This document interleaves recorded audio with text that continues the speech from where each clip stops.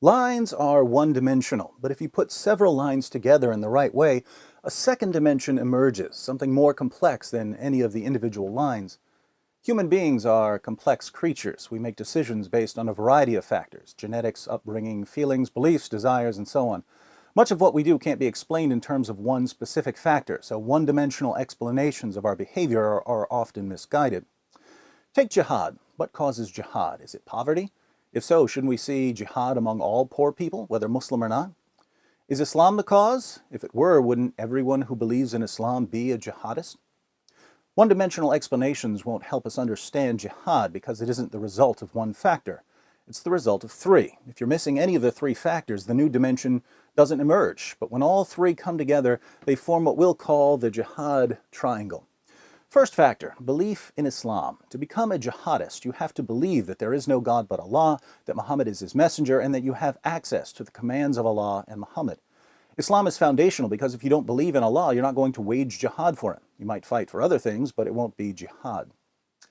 Second factor, knowledge of what Islam commands.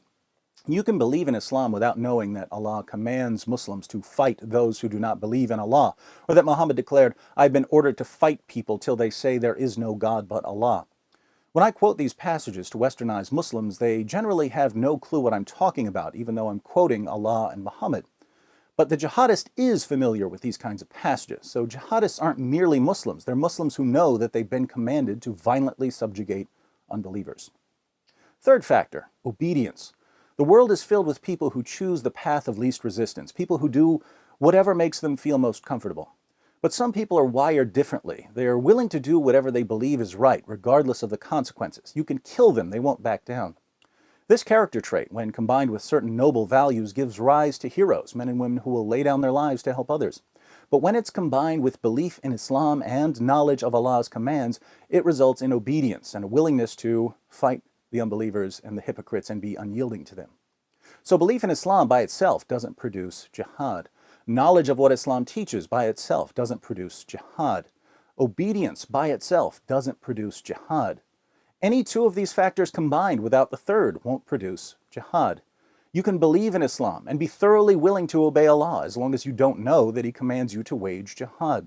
You can believe in Islam and know that Allah commands you to wage jihad as long as obeying Allah isn't a priority. You can know what Allah commands and be the sort of person who's willing to lay down his life for what he believes, as long as you don't believe in Islam. Once we understand that the triangle requires all three sides, we can start to answer some of the more common questions about Islam and violence. For instance, we often hear the question, if Islam is violent, why are there so many peaceful Muslims? Well, most Muslims in the West only have one of the three sides. They have belief in Islam, but they don't know what Islam teaches, and even if you tell them what Islam teaches, they're not going to obey if it's something they don't like. My conversations with westernized Muslims usually go something like this. The Muslim says, "Islam is a religion of peace." I respond by quoting a bunch of passages from the Quran. Then the Muslim says, "You're ignoring the context," so I take him through the context. At that point, he calls me an Islamophobe and says there's no point in talking to me. Notice, even when the commands and the context are spread out in front of them, many Muslims simply will not obey. They'll always be one side shy of a triangle. Another common confusion surrounds the issue of radicalization. How many times have we heard, "He was such a polite boy growing up. We don't understand how he ended up with a group like ISIS." It's actually pretty straightforward. You see, either he was raised with one of the three sides, belief in Islam, or he acquired the belief side through conversion. Either way, having the belief side opens the door for the recruiter to start working on the other two sides. You think Allah wants you to live in peace with unbelievers? You got that idea from the unbelievers, not from Allah. Let me show you what Islam really teaches. With the second side firmly in place, the recruiter then shifts his attention to obedience. You think you get to pick and choose which of Allah's commands you obey, as if our religion is some sort of lunch buffet? Allah demands complete submission, and if you don't obey, you're not a real Muslim. You're going to hell. There are plenty of young Muslims out there who will resist the recruiter. Nothing will convince them to obey. But some will pack their bags and book the next flight to Turkey, one way. Now, is it just me, or is this really, really simple? What if we discussed that a 5-year-old couldn't understand? And if a 5-year-old can get this, why are politicians and the media so confused by jihad? As it turns out, there's another shape at work among politicians and the media. I call it the octagon of spinelessness.